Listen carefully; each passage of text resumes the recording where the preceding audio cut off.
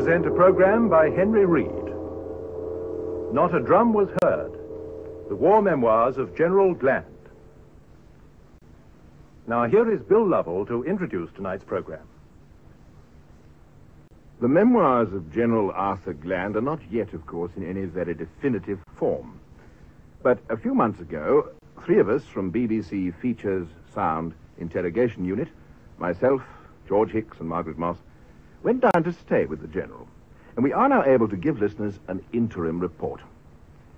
It was a most beautiful day in spring, and we all three, myself, George Hicks and Margaret Moss, felt it was a great privilege to be allowed to go down and visit the General in his charming country home near Melchester, which, with the gentle Mulset Downs spreading placidly all round, seemed to make such a perfect spot for retirement. Well, General Gland, it is the most beautiful day in spring. Sir? And we all three, myself, George Hicks and Margaret Moss, feel it's a great privilege to be allowed to come down and visit you in your charming country home near Melchester. It belongs to my twin sister Alice, in point of fact, but naturally she's asleep at the moment. Which, with the gentle Mulset Downs spreading placidly all round, seems to make such a perfect spot for retirement. She may wake up a bit later on, of course, but she can never be quite sure at this time of year. Yes. We do feel, all of us, that we're helping to contribute to the pages of recorded sound history, a document that has long been needed to fill a gap, and that the future will thank us for our efforts. Sorry? Oh, yes, well, let's hope it will. I can't say it's ever thanked me, but it's dreadfully decent of you fellows and Miss Moss to come down here. Miss Moss is the one in the skirt, I suppose. Yes. Interestingly enough, this is the first time a woman reporter has taken part in research of this particular kind. Yes, well, we have to move with the times. It's a thing we all have to reconcile ourselves to sooner or later, I suppose. Still, a truce to idle compliments. Let's get straight down to the plan of campaign. You'll have had the few notes I've knocked together and sent you. Yes, indeed. Few things I think of long needed saying about the conduct of the late What's-It, and I have no doubt we'll be able to whack the rest out between us. Is Miss Mogg quite comfortable? Moss. Say? Miss Moss's name is Miss Moss. Well, I don't question that, but is she quite comfortable? That's what I asked. I'm very comfortable, thank you, General Gland. Oh, really? Well, yes. Well, I must warn you all right from the start that no British general ever likes to boast of his achievements. And you will not, I venture to think, catch me boasting of mine. Oh, no, General Gland, of course not. I've tried, of course, to get other people to do it for me. But you know, it's amazing how you find, as the evening of life begins to draw in, how dreadfully ungrateful and ungenerous people can be. Oh, well, are you thinking of anyone in particular, General? Yes, I am. Thinking of my brother-in-law, Stephen Shewin. He is married to Miss Sister Connie, the dotty one, you know. Uh-oh. There's always been a great affection between Stephen and me, and the family was very grateful to him for taking old Connie on like that. Of course, our lives have followed different paths. Indeed. I've always myself led a strenuously active life, as you know. And Stephen has always led what could be called a sedentary life, if only he never got as far as actually sitting up. So I approached him. And what was the upshot, General Gland?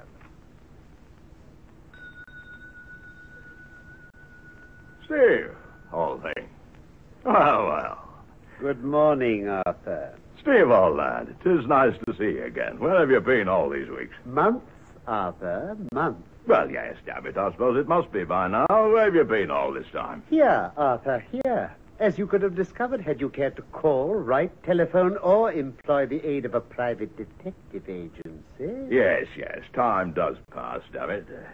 And you've got a new bedside bell. Can I try it? I can deny you nothing, Arthur. Thanks, old lad. Very pretty. Oh, I like that. Tinkle, tinkle. You want something, Arthur. Say? What is it that has made you suddenly overcome your deep natural aversion from Connie and myself so far as to set foot in our house? Oh, no, there was nothing of that, Steve. Good God, man, don't think that. Oh? But you know, Steve, I wanted to ask your advice. Ah. You see, Stephen, you've known me a long time. Yes. And we were both so devoted to dear old Dick, bless him. Yes? Dear brother Dick, as you used to call him. No. And it's frequently borne in on me that it's about time my war memoirs were released on the world. It's had most of the others released on it. Yes. So what I thought was you might enjoy giving me a hand in letting mine out, so to speak. Oh. Say? No, Arthur. I should feel I was usurping dead men's shoes. But I'm still alive. You can have them later on, of course, though I always thought you took a size larger. No, dear Arthur, no. All I wished to remark was that dear brother Dick, as you call him, has already immortalized you in the character of Colonel Thyroid in his novel of The Bang and the Whimper. What more could posterity ask? But, oh, well, Stephen, yes. But after all, that was only me as a young chap, and, dreadfully idealized, you know, dreadfully idealized. Dear old Dick. But, Arthur, dear, should posterity think of the picture of Colonel Thyroid as too idealized a portrait, it can always redress the balance by reference to dear brother Dick's later romance, The Back and the Front, Stephen. wherein you appear as William Acorn, the keeper of an equivocal tea house in Tokyo, Japan. Damn it, Stephen, you know as well as I do that Dick always swore everyone in that book was a blood relation of his. Dear brother Dick. Dear brother Dick. Dear brother Dick.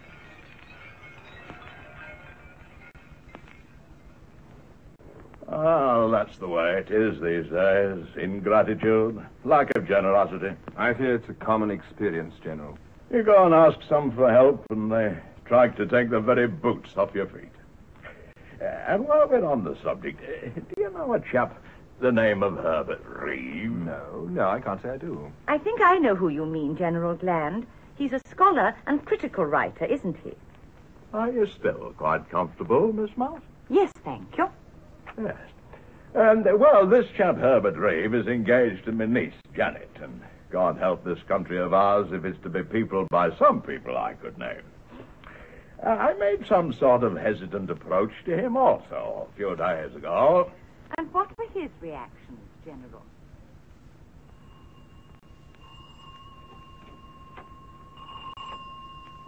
Pretty bell you've got here, Reeve. Good morning, sir. Nice. Reeve, I've come to ask you something. Oh, yes, sir? It's this. Do you believe in ghosts? Well, I don't think so. I mean, I've never seen one. The chaps are saying I ought to have one. You, General? Yes. But General, I think that ghosts are usually only associated with the idea of persons who have, already died, as it were. Oh, damn it, man, I'm not talking about specters.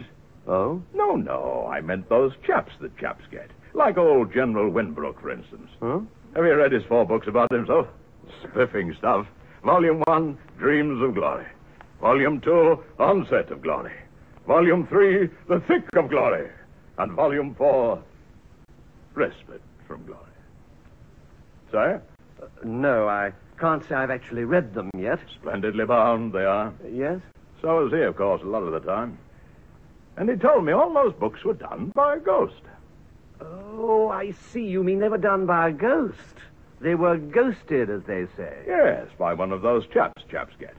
So that's what I think I'll get you to do. No. I can provide you with masses of material. Be no trouble for an experienced chap like yourself. No, General Gland. None whatever. I meant no, General Gland. Good. Then we might have a preliminary rough mull over old times this evening, eh? No. What I'd like you to do is draw me out gradually. No. Don't keep saying no, old boy. It's monotonous almost. Naturally, I shan't boast, or if I do, it'll be only very reluctantly, as of course you'll be perfectly free to point out from time to time. General Gland. Say? General Gland, I'm very sorry, but the nature and extent of the work I have planned out for the next few years will entirely preclude any new project, even were it one I felt I could do justice to. Oh, I can cope with the justice part myself. No, General, I think you've misunderstood me. I have to say, very reluctantly, but quite conclusively, that I cannot undertake to write or even to ghost anyone's memoirs. It is a thing I have no intention of doing. Yes, man, but all I'm asking is, when are we going to start? Never. You mean you won't? Yes, General. I mean I will not. Well, I'm sorry I asked. I'm very sorry indeed. I thought the thought of helping my niece's poor old uncle would please you. Didn't expect it to be greeted by a torrent of unbridled ferocity and abuse. I hate abuse. I'm very disappointed in you, Reeve. Your character's deteriorating. And look at your left shoe. Oh, lace it up, man, for God's sake. What sort of future? General Gland? All face. Say? General Gland, stop belly aching. Say? Stop belly aching, General. All right. But lace it up, man. Lace it up. Surely I can ask that. It is not undone, General.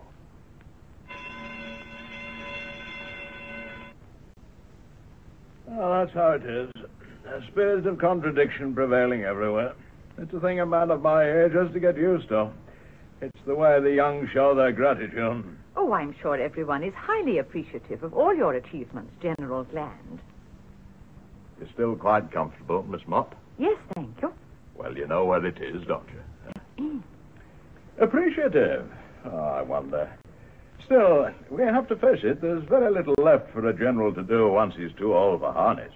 I've looked round, of course. I'm very active, and I once hoped that I might be allowed to control the BBC. Indeed.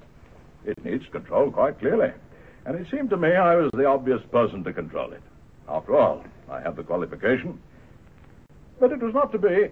My relations with the BBC have never quite gelled in the way I could have wished. No matter. Truce to idle thinking. Let's get to the root of the matter. We thought we might start with some reminiscences, General, of your early experiences. Quite right. Well, sir, perhaps you tell us about your early days. I remember very little of the first 37 years of my life. Must have got through them somehow, I suppose, at some time or other. I regard them as the formative years of my life. They formed me. They made me what I was, and the years between then and now have made me what I am. Let's press on. But, excuse me, General, surely you must remember something of your early life. No, don't think so. Well, of course, I remember being born, naturally. What? There was an article in the British Medical Journal about it. I looked it up years later. Was there something unusual about your birth, General? Is Miss Mugg still quite deep? Yes, thank you, General, and I'm most interested in what you're saying. Well, the interesting thing was that my twin sister Alice and myself were born at exactly the same moment. But there's always been a certain fairly friendly sibling rivalry, as my dear niece Janet would call it, between us.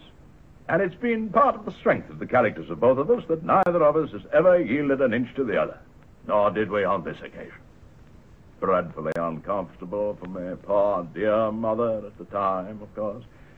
But I'm glad to say she survived and gave birth to my other sister, Connie, some 7 or 8 years later. Yes. Connie is the dotty one, of course. Oh. And Alice is just a bit sleepy.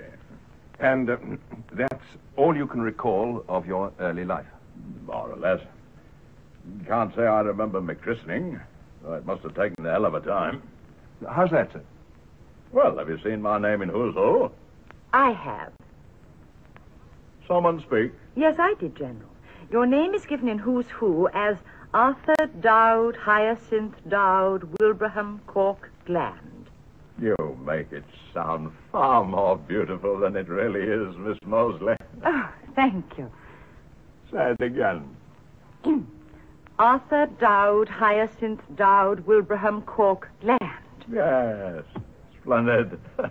The name's full of interesting touches. The Arthur was after my grandfather, who opposed the repeal of the Corn Laws in whenever it was. Dowd, after me uncle. Hyacinth, after somebody called Robinson in the book by Henry James my mother once tried to read. Dowd, after me uncle again. He just made a great fortune up in the Klondike. Wilbraham to introduce a touch of variety. Cork, after that place in Ireland where my parents first met.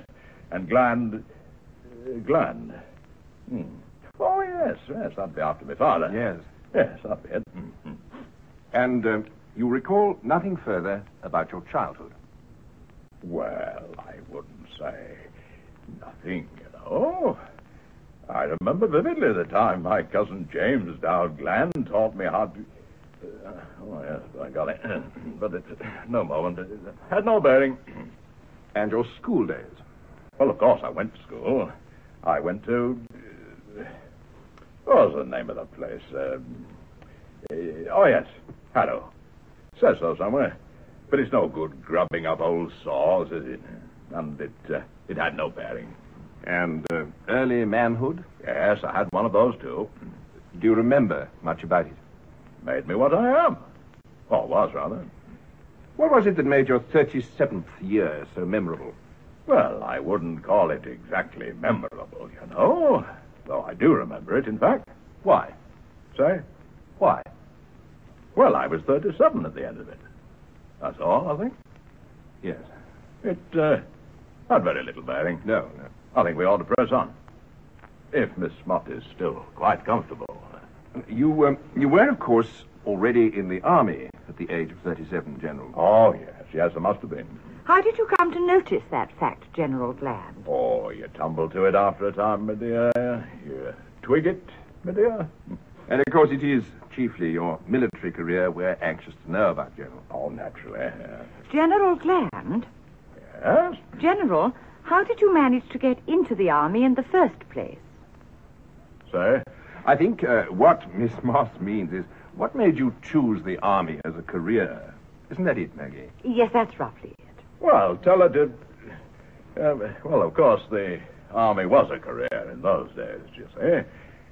It was a career, by golly. Let's press on. Well, sir, we would like to include some account of your time at Sandhurst. Sandhurst, yes. Well, regretfully, though I have to say it, my experiences at Sandhurst must still be regarded as a story for which the world is not yet prepared. I see. Like the giant rhinoceros of Sumatra, you know. Yes. The what, sir? The giant rhinoceros of Sumatra. The giant rat, General. Say? It was a giant rat. What was? The rhinoceros. The reference, I mean. What reference? To Sherlock Holmes. That was it, surely.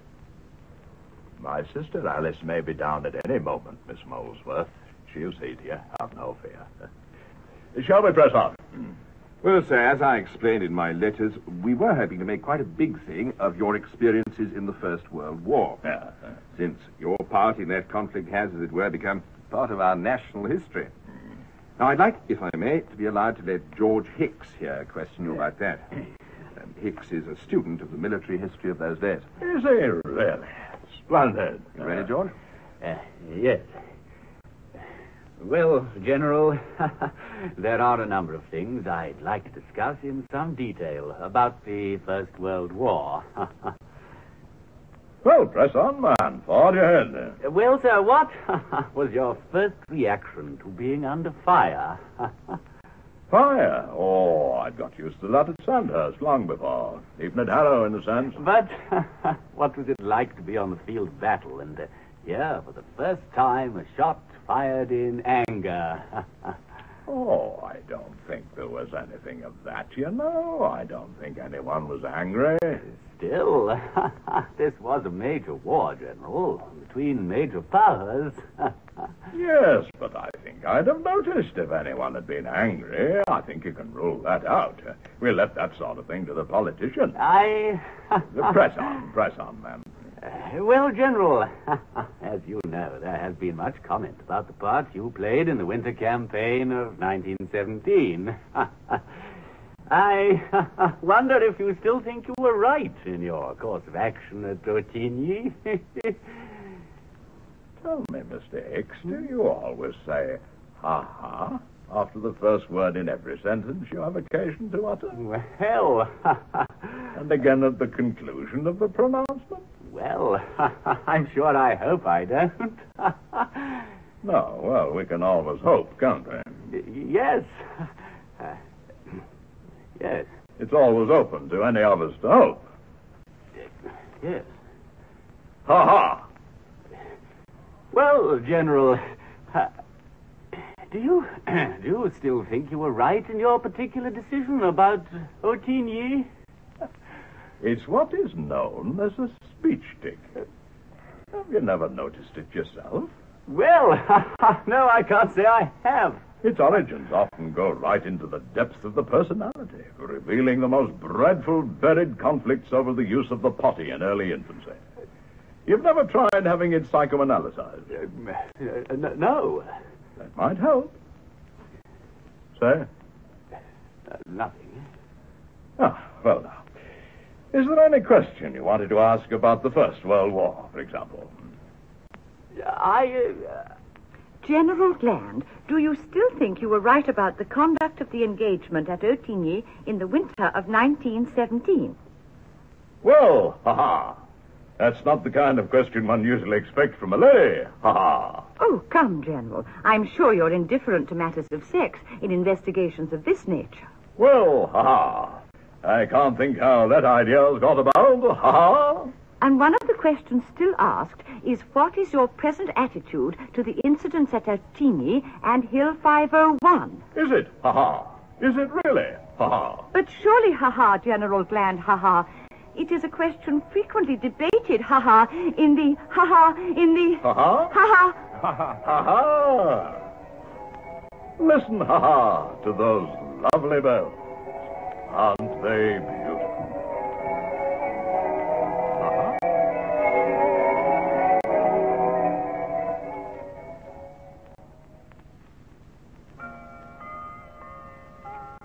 General Gland, in many of the memoirs written by men who served in the First World War, there are numerous, somewhat critical and even at times scathing references to the career of a character whom, interestingly enough, though none of them mention him by name, they all concur in referring to as Major G. Now, General, you yourself were a major through most of the First War. And it has been sometimes suggested that you yourself might be Major G. No. Oh, no. No. My solicitors have frequently gone into that matter. They were quite convinced that no reference to me was intended at any point. Quite convinced. I see, sir. In fact, I convinced them myself. Have you any idea who Major G might have beaten in that case, sir? No. Oh, no. No. He was some poor plum-headed blighter, I suppose, and whoever the poor devil was, the chaps who wrote about him weren't much to write home about themselves, by golly. Press on. Well, prominent among the authors who mention Major G is General Sir Hugh Parkinson Warlock, the author of They Did Not Pass. What is your opinion of him? Lamentable. Oh, but, sir... Lamentable. Grave mistake. Major error. But sure. Yes, by golly. There was a lot of head shaking at old Parkinson Warlock's funeral. At Woking, it was. We all turned out for it, of course. After all, he'd been a delightful fellow personally. I think I can speak for my brother officers when I say that we buried him with a countenance more in sorrow than in anger. Ours, I mean, of course, not his. His had already been cremated with the rest of his person earlier the same day. But, General Gland... Say? General Sir Hugh Parkinson Warlock is still alive. Is he really? Oh, that is good news. I must look him up. Have the greatest respect for him. What a thing friendship is. World without end, as Tennyson so beautifully has it. Browning, General. I thought you were comfortable, Miss... And next there is General Sir Roger Mayhap Witherby, the author of I Have Not Winced. Well, you seem to have made another damn great cut out of what I've put about him. But I think you'll find it joins up quite logically. Does it? Huh? Well, let's have a look then. The thing, alas, that had to be faced about Roger Mayhap Witherby was the rather morbid friendliness he always developed towards his friends. Well, that doesn't leave much in about old Mayhap Witherby, does it? I thought they didn't mind nowadays. Oh, let's press on. Finally, we'd like some impression of Major General Sir Graham Stitch, whose autobiography, Some Cromwell Guiltless, has also a number of passages about Major G. I've dealt with him in this bit here, do you see? Beginning, his head was pure ivory from ear to ear. No, sir. No, I'm sorry, we can't. Well, you mean that's out, too? Oh, dearie me, I am sorry. Well, I can't think why you wanted to cut that out. A good bit, I thought.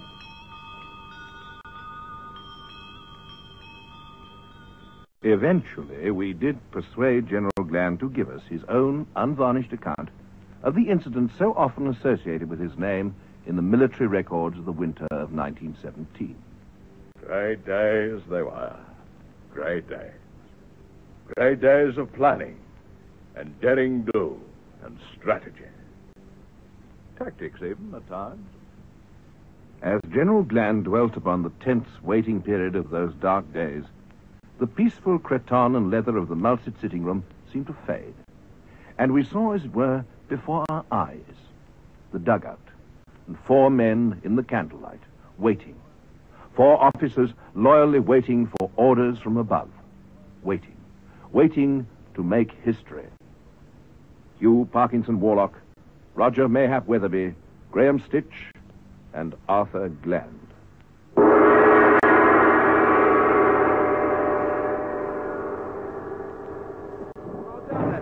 Bloody silly, for God's sake. And I mean for God's sake. I'm tired of it. Well, here it is.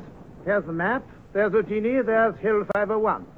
The question is, are they going to order us to make a try at a deep pencil-like thrust from there to there? Or will they make it a series of sharp knife-like jabs, here, here, and here, followed by a pincer-like squeeze round the base of Hill 501? Which will cut us off not only from reality, but also from Ouplago. You would say that. Well, of course I say it. Now, if I had the ordering of it, we should begin with a preliminary prong-like probe in the direction of people of Erol. Not if the war's going to be over by Christmas. I thought it didn't have to be over till Easter. Oh, don't let's all be bloody silly. And I mean all, for God's sake. I'm tired of it. Well, why should I know anything about it? Why should I? Go on. Wash out my suggestion of a preliminary prong-like probe. Ignore it. Go on. Look here, Hugh. If this were a preliminary action, I'd agree with you right up to the hilt. You know I would. But it's not. It's a pre-preliminary action, if that's clear.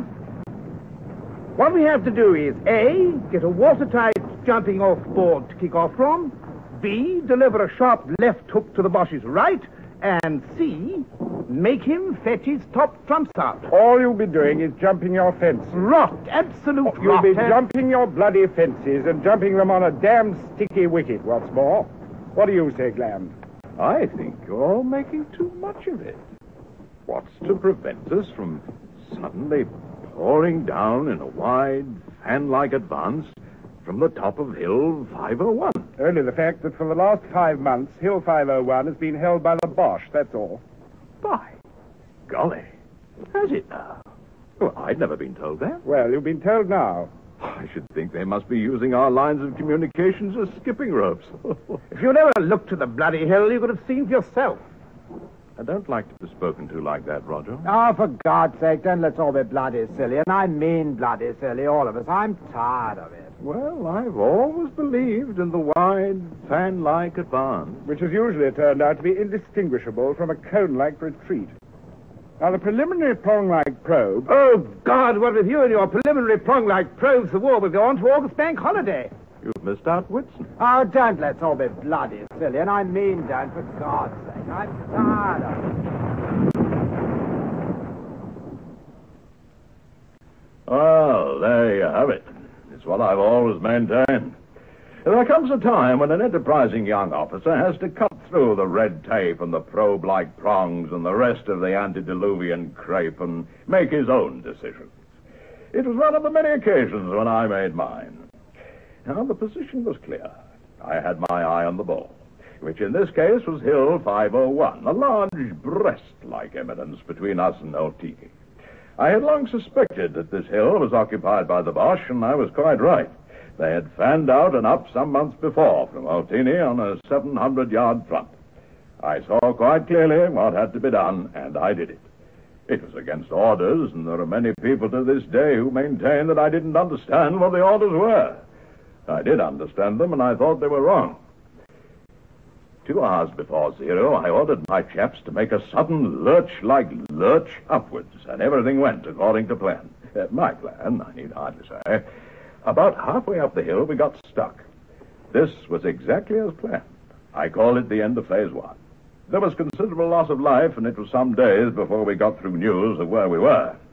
Warlock and Mayhap Weatherby sent a detachment after us to try to get us back, but I decided that up and on, not down and back, was the order of the day, and on and up we got, somewhat impeded for a fortnight or so by violent snowstorms, rather unusual for the time of the year. I called this end of Phase 2. By this time, either in a mistaken impression that we were in a hopeless position and must be abandoned, or that we could manage quite well by ourselves, in which, as it happens, they were quite right, Warlock and Mayhap decided on a tactical retreat in all sectors away from Hill 501. Nothing daunted, we pressed on and up. That was Phase 3. As is well known, the struggle lasted some 35 days from the end of November 1917 till the beginning of January 1918, Christmas being celebrated in the usual way on December the 25th. At the start of the engagement, Hill 501 was in German hands, together with a 700-yard strip towards Ertini. By the end of it, the enemy had been forced to spread his strength in depth completely around the entire base of Hill 501, which was, as I had planned, now completely occupied by us. Our main forces, still under the command of Mayhap and Warlock, such is trust, were dug in some 15 miles to the southwest. It has sometimes been suggested that we were isolated, though that is only true in the sense that everyone else had completely lost contact with us. We were isolated, but we were also victorious.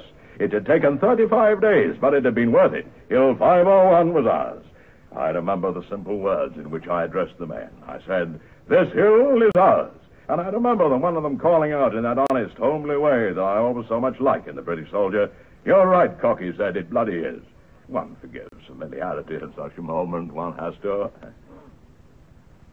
The Germans did, in fact, recapture the hill, didn't they?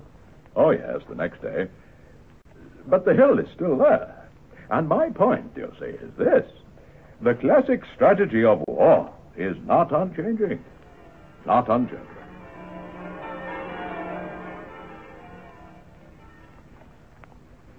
Well, so much for the war of 1914 to 1918. Have you any general remarks to make about it, General? It was, I think, a good war. One of the best there have been so far. I've often advanced the view that it was a war deserving a far better generalship than it received on either side. Not that our enemies were to be sneezed at. I remember old Dieter von Kurkelsdorf, for example, a Prussian general I'd known in peacetime. He had a splendid set of steel teeth, the envy of everyone. However, a war, thank God, has a capacity for surviving the mere ebb and flow of generals. And like most wars, the war of 1914-18 did in fact go on for quite a long time after it had stopped. You refer, no doubt, General Gland, to the campaign in the north of Russia after 1918, in which you yourself played no small part. Well, yes. It cannot be gainsaid. You had the interesting experience of being captured by the Russians, I believe, sir. It didn't, seem very funny at the time, I assure you, Well, of course, Quite so. Yes, I was captured by the Ruskies. In the Denikin show, of course. How exactly did that happen, sir? Well, it was, as you might say, a mixture of enterprise and miscalculation on my part. One can't always get things right. Anyway, the facts are these. Even in the midst of the stern realities of war, I am sometimes seized with an insatiable craving for the things of the spirit. I'm sorry, but there it is. And by golly, we hadn't been prowling about Mother Russia long before I felt I really must try and see the Bolshoi ballet or bust. My idea was to get behind the lines, nip in at the back of the stores after everyone had gone in, see it, nip out, and nip back again. Well, it's an absurd thing to confess, Mr. Hicks. But I didn't realize how far Archangel is from Moscow if you're completely without transport. So, of course, I got caught. Simple as that. I have to say that the Ruskies behaved with the greatest courtesy, and so did I. Indeed, I think I can claim to have played my own small part in cementing the firm and friendly relations that have prevailed between Russia and ourselves for the last 40 years. Yes. Of course, it helped things, my being able to talk with them in their own language. They appreciated it. It soothed them, you might say. Das нашли слишком далеко впереди британских позиций. Вы должны считать себя военно-пленным. 4 плитки шоколада, найденные при вас, после исследования будут вам возвращены. Die Luft ist kühl und es dunkelt, I said. Судя по вашим документам, ваше имя бригадир Гланд. Ваши ли это документы? Это правда, что вы бригадир Гланд? Und ruhig fließt der Rhein, I told them. Или не украли ли вы их с целью изобразить из себя бригадира Гланда, может быть, немецкий солдат, который присоединился к своему бывшему врагу, чтобы бороться против молодой Российской Республики? Der Gipfel des Berges funkelt, I answered them. Может быть, вы стараетесь одурачить нас? Im Abend Sonnenschein, I concluded. Your spell of captivity among the Russians was, I believe, rather a short one, General. Yes, about 4 days, all told. Would you care to tell us about your escape, sir? Well, escape's hardly the word. I didn't exactly escape. The Ruskies, well, how shall I put it? They sent me back. Why was that, sir? No one knows to this day. They were very cunning about it. It was a very dark night, snowing as usual. There was no brutality. They were impeccably courteous. I'm afraid the salient fact is they got me dreadfully tight on vodka and locked me in a sealed transport vehicle. It was one of our own which they'd somehow captured. They then drove it, and me, to an obscure spot on the front, which was very ragged at the time, took off the wheels, and left me there. It must have been a great relief to your own men, sir. Well, I have to report that my fellow countrymen didn't quite come up to scratch on this occasion. Of course, it was all explained later, but I've never quite forgiven them. They didn't approach for several hours, though they could see me dimly waving through the window. It was a converted bus, as a matter of fact, used in peace time for the journey from Tunbridge Wells to Maidstone. All children occupying a seat must be paid for, it said inside. They explained later that they thought I was mined. Mined, sir? Yes, they thought I'd blow up if they came too close. I didn't, of course. And eventually they came and let me out. Strange action on the Russian part, sir. Oh, I expect it was just some propaganda move on their part, you know. And I suppose you didn't manage to see the ballet after all, General? No. No, they were on tour. In fact, the whole thing was a blithering washout all round, really. And you've never been back to Russia? No. Do you ever think of going there? No. I have vaguely toyed with the idea of dropping in on my way to see old Chou En-lai in Peking next month. But I see little real point in going to Moscow, you know. I think the Russians can be pretty well written off now, don't you? They have no bearing, I think. No. Well, there's no reason why others shouldn't go, of course. But after my Chinese trip, which I do feel it's my duty to make, I intend to settle back here with my pictures and my poems and my bells and whatnot, and wait till they ask me to take over the BBC. If they do, of course. If they do.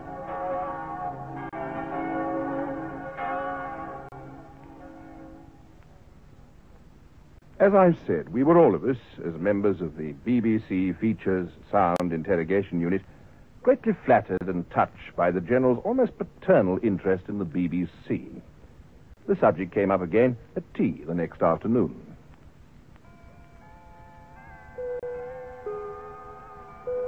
Look, you chaps, while Miss Moss is upstairs, I just wanted to ask you, you're not after it yourselves, either of you, I suppose. And after what, sir? The job. C&C, BBC. Oh, good heavens, no, sir. You're sure of that? Why, yes, sir. I only ask because we live in a world of such bad faith these days. Bad faith, socialists, communists, dark clouds, and widespread contumely. And though I have the qualifications, I haven't the pull, as you might say, the influence. Mind you, I'm all for personal influence and that sort of appointment. You don't want to have chaps in places where they don't know the chaps who've got them there. I once wrote a poem on that very subject. It ran as follows. It's no good beating about the bush, and there's no doubt about it, influence tells. You must have pull or you must have push. It's exactly the same with bells.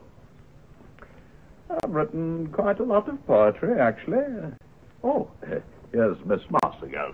General, you said you would let us see your picture collection today. Oh, why, yes, of course. Let us make our way across the courtyard. As you know, I had the gallery built specially to house the things. I'm sorry old Sister Alice is still not awake. I know she's not dead. I sent up to see.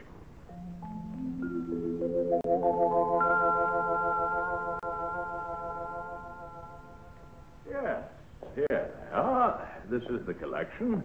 Rather small, of course, compared with the Tate. But my aim has been unity of theme throughout.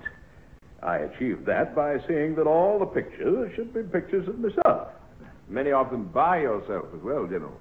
Well, naturally, you can't keep on commissioning pictures of yourself. Doesn't run to it on an army pension.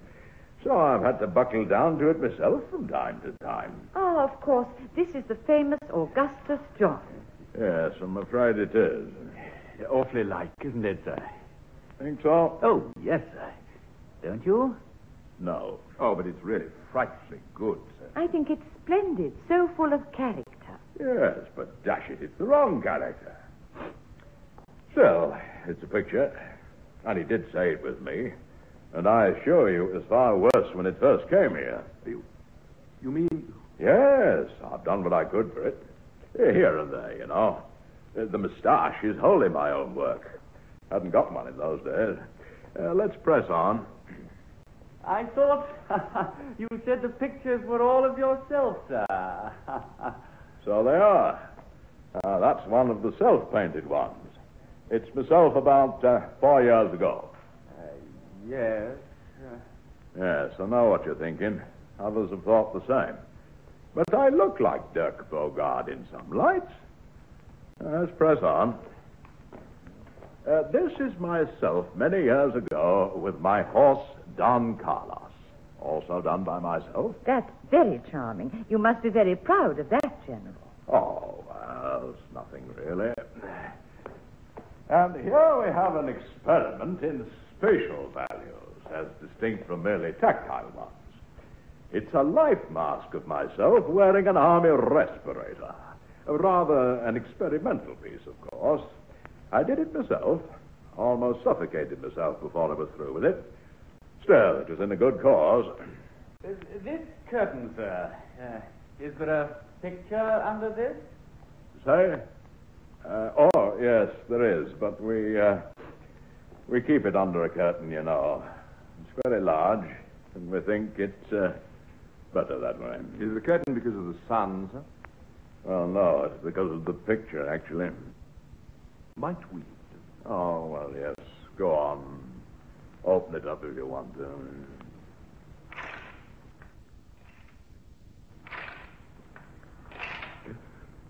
I say.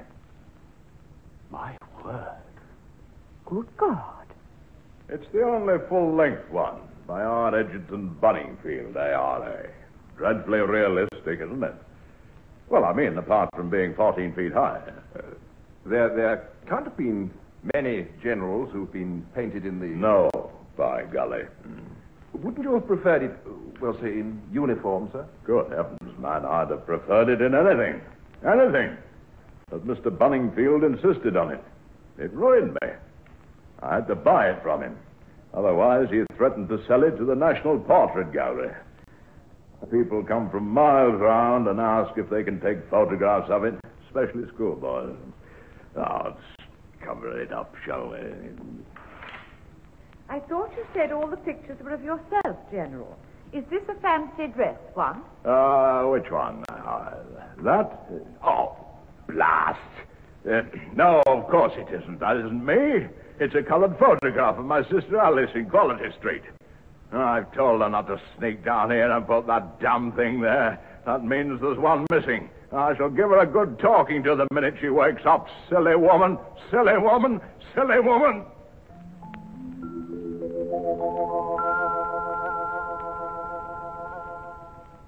You find the arts a refuge, do you, in your retirement, General Gland?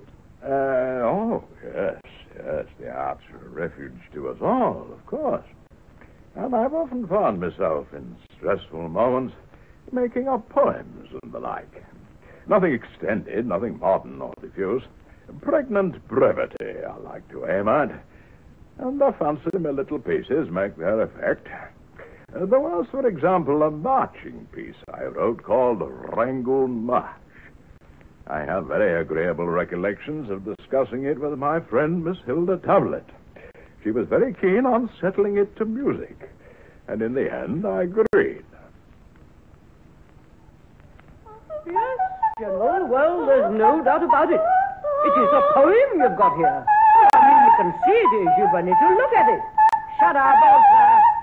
I'm so glad you like it, Miss Tablet. I trust you'll enjoy settling it to music for me. Shouldn't take long. Oh, really?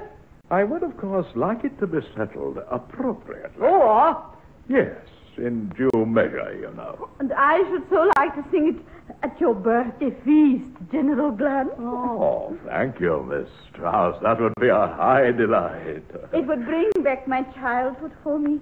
I was surrounded by militant music as a child. My grandfather was trumpet major in the regiment of Schönbrunn. Well, I never.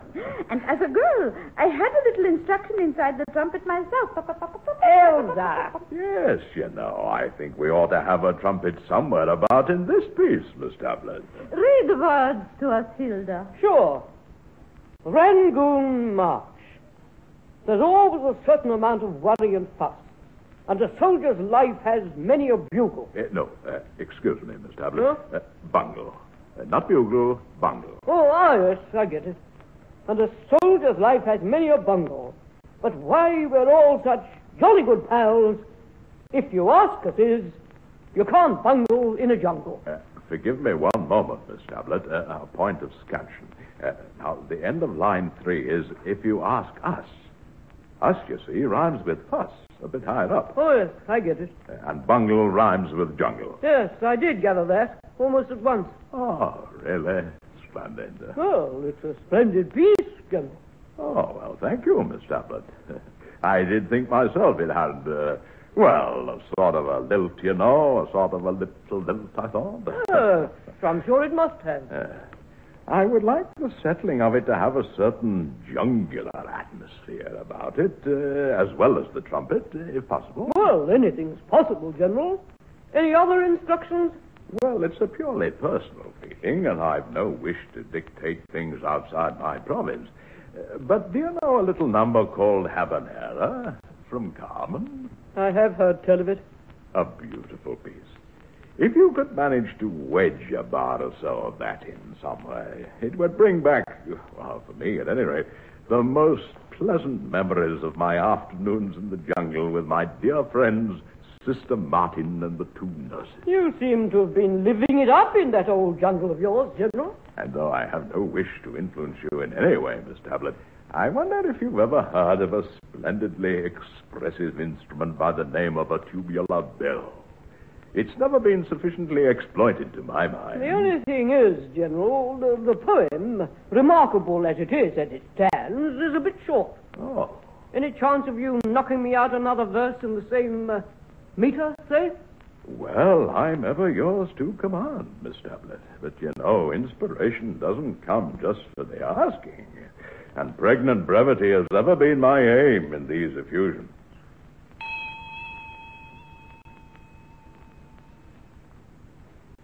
And, Miss Tablet, set the poem? Yes, you might say she settled it. But my goodness, I sweated blood knocking that second verse out. Oh, blood, by golly. Still, it got done in the end. I remember it as though it were yesterday.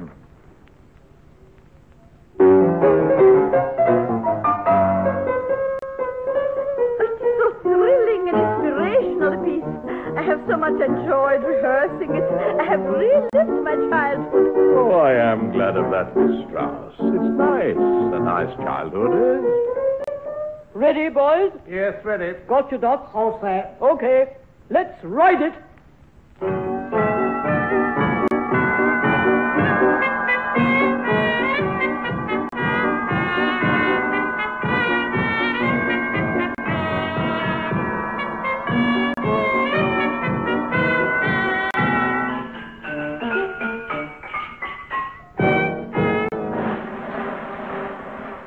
There's always a certain amount of worry and fuss, and the soldier's life has many a bungle. But why will all such jolly good fellows you ask us? Jolly good fellows you ask us? Jolly good fellows you ask us? But why will all such jolly good fellows you ask us? Since you can't bungle in the jungle. Oh, yes, you can't bungle in the jungle.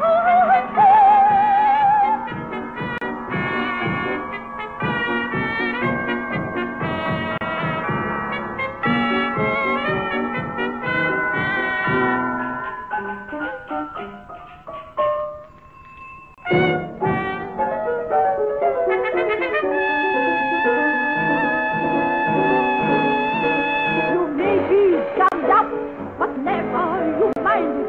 Just plow your way through bungle after bungle. Bungle! For in the end, by golly, if you know how to find it. By golly, if you know how to find it. By golly, if you know how to find it. For in the end, by golly, if you know how to find it. There's always a clearing in the jungle. There is always a clearing in the jungle.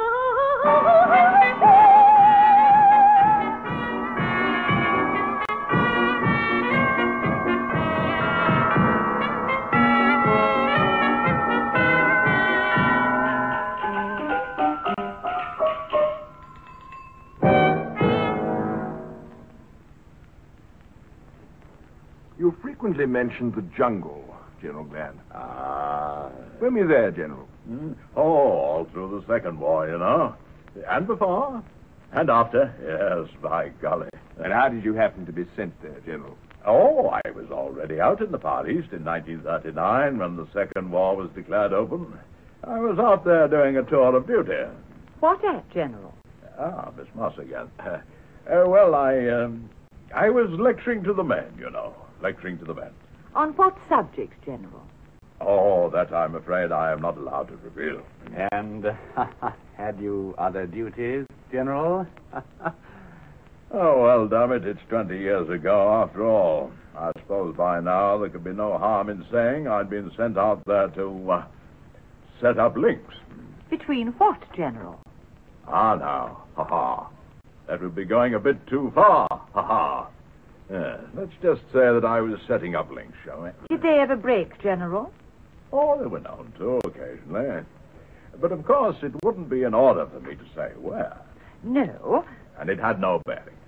But as I say, I was out there when they turned on the wireless and we all heard old Joe Chamberlain announcing that since 11 o'clock that morning this country had been at war with Germany. Personally, I saw at once what the implications were. I turned to poor old Bimbo Morgan, who was standing next to me at the bar. Bimbo, I said, this means war. Think so, he said. Believe you me, I said. Have another, he said. Right, I said.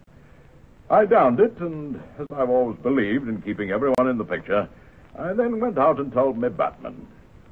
Well, Reed, I said, we shall be back in Blighty before we know where we are. Yes, sir, he said. That, in fact, wasn't the case, was it, sir? No. And perhaps it was as well that it wasn't. For it was the outbreak of war and my presence doing secret work out there that finally got me where I now am in my military career. 3 days after the outbreak of war, a signal came through. I need hardly say what my feelings and emotions were when I read it. You can imagine. What did it say, sir? I'll tell you. It said, stop where you are, stop. This is an order, stop. We will raise you to Major General if you promise not to come back, stop. Or Belisha, stop.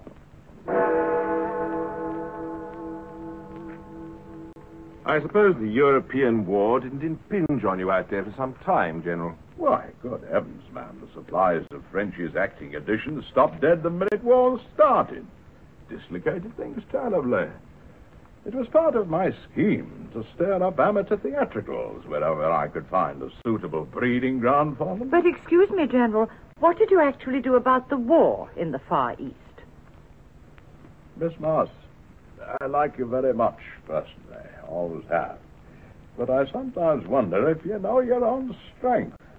Just as many of my colleagues out there didn't know their own weakness.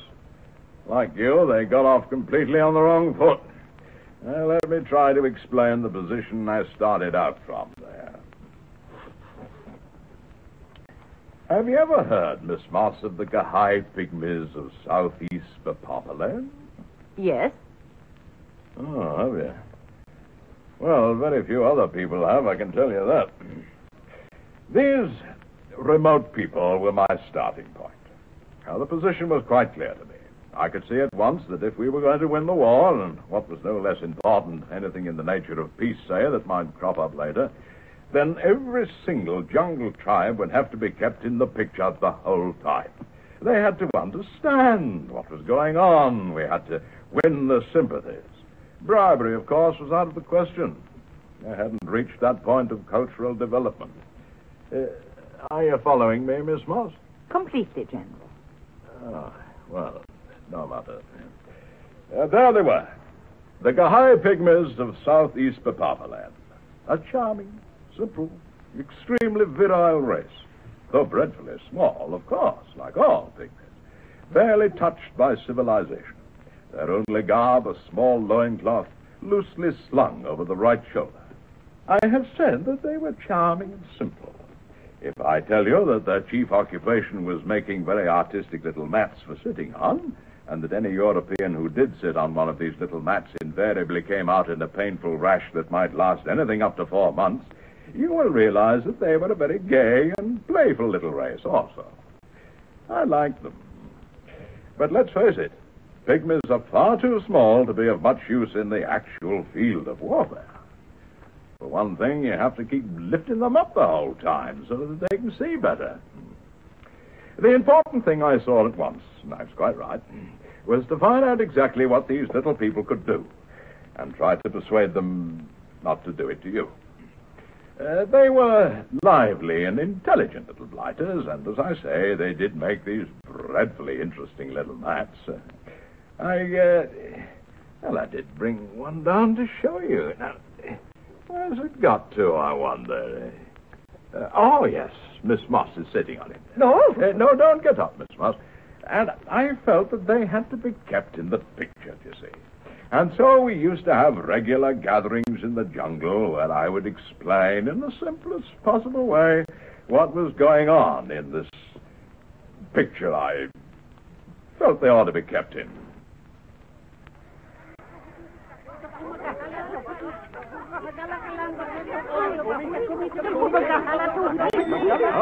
Gentlemen, please. May I have your attention? You chaps now. Quietly, please. Quietly, everybody. Thank you. Now, I know you all know that the nips have got to be knocked for 6. But some of you may be wondering what the whole thundering kerfuffle is all fundamentally about. And it's precisely that small thing that I'm here to put you in the picture as to.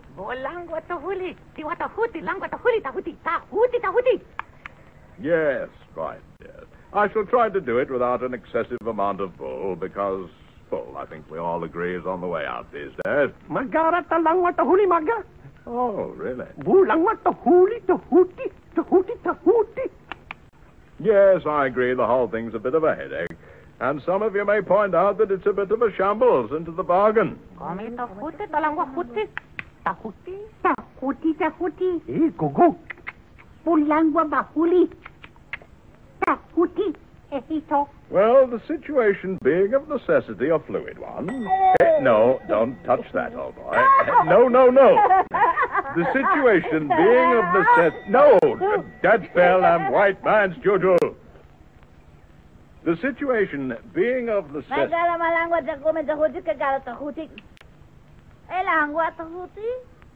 Sir? The situation being of necessity a... Reed, put that blasted bell on your head so they can't reach up to it. That bell, bad juju. I want to make it clear that we've still got to knock the nips for 6. Yes, by golly. By golly? By golly. Tahuti, by golly. Guy bole? By golly. Guy bole? By golly. Tahuti, by golly. By golly. What I was saying was, the situation being of necessity a fluid one, changing from day to day. I want to sew the whole thing up. But, Reed, I said put it on your head.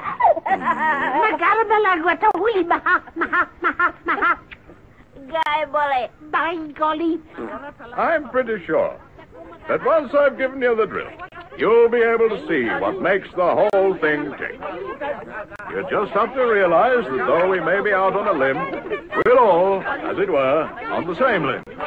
Now take the case of those supply sheets some of you tried to eat once. By golly.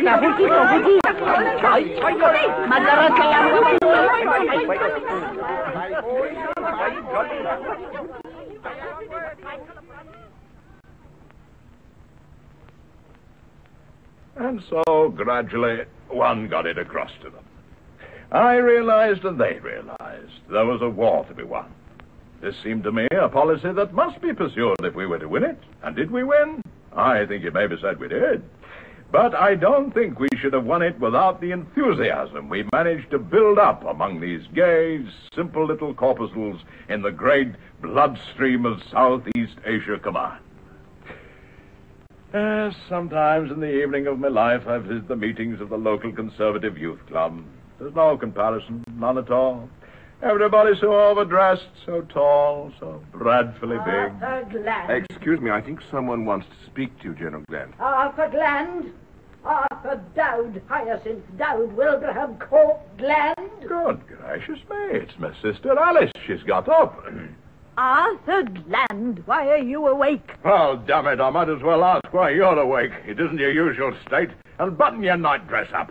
And what have you put that damn silly picture of yourself in my gallery for? I won't have it there. The sin of pride speaks through you there, Arthur Gland. No, it doesn't, Alice Gland. I won't have it there. It's a very good likeness. You ought to be pleased to have it there. Who are all these dreadful people? What are they doing in my house? Please don't address my visitors in that way, Alice Gland. They have a perfect right to be here. They came down to sound the ground. Sound what ground? If any ground round here needs sounding, I can sound it myself, by golly. It's perfectly sound if it's sounded when they sank the well. They've come down to sound the ground to see whether I'd like to be Controller General of the BBC. You can't control yourself, let alone control anybody else. The sin of envy speaks through you there, Alice. No, it doesn't, Arthur Gland. I don't want to be Controller General of the BBC. Nobody's asked you to. Yes, they have. Well, why aren't you asleep? Why should I be asleep? I'm entertaining 3 distinguished visitors. And if you'll only stop talking for a minute... I shan't stop talking. It's my house, by golly. I shall talk as much as I like. I might be able to introduce them. I don't want to be introduced to anybody. Everybody knows who I am, and it's my house. Well, it oughtn't to be your house if you can't keep awake in it. It ought to be my house. The sin of covetousness speaks through you there, Arthur Gland. No, it doesn't, Alice Gland. I don't want the house.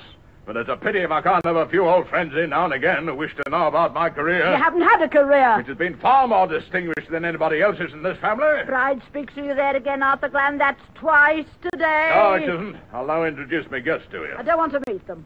They oughtn't to be here without me being warned about them. If you didn't spend the best part of your time in a cataleptic trance, you'd have been warned about them 3 days ago. The sin of anger speaks through you there, Arthur Gland. No, it doesn't. This is Mr. Bill Lovell of the BBC British Investigation Bureau Sound. There's no such thing. Yes, there is. And they're all in it together, very companionable. This is Mr. George Hicks. If you can stop talking for a couple of seconds, you'll hear him demonstrate a speech peculiarity quite as remarkable as some of your own. There's nothing remarkable about the way I speak. My voice is as clear as a bell.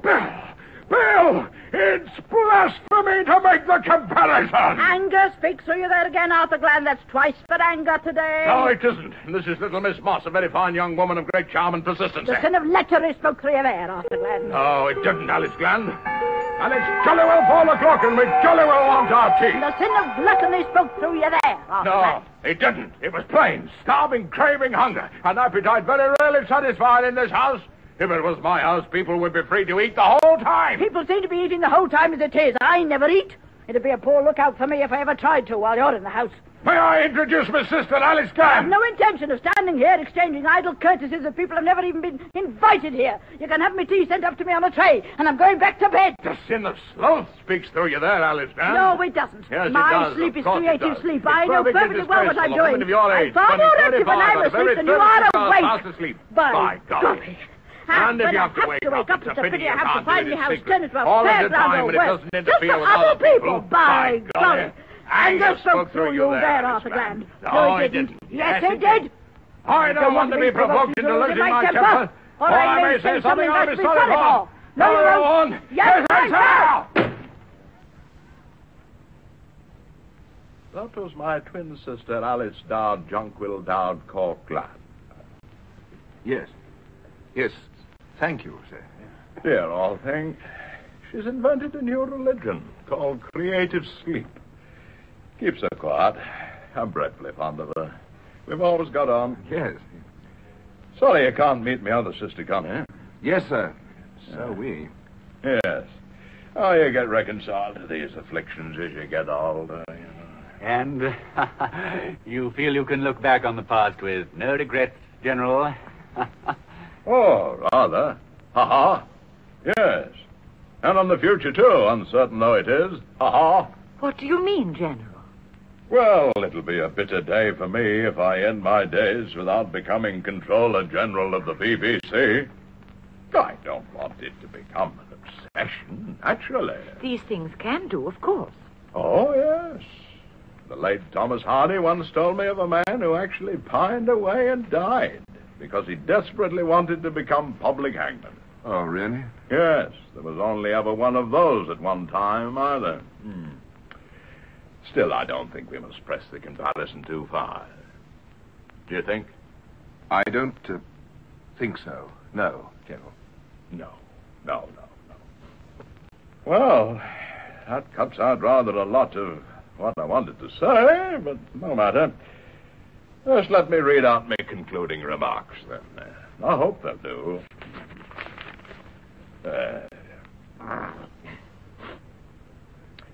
I think the great days of generalship are probably over. Wars there will always be, of course. They are part of man's nature. But I sometimes feel that some of my brother officers, with their wistful hopes that they may find openings in what are oft times referred to as small wars, or cold wars, or limited wars, are barking up a chimera. True, none of us want these massive, overgrown, cosmopolitan wars. God forbid, they're grossly exaggerated, whichever way you look at them. No, what is really needed is not a cold war, not a small war, not a limited war, but a civil war. And by that I mean a civil war that goes on long enough for people to get used to it, and in a very real sense, fond of it. A ding-dong affair, in short.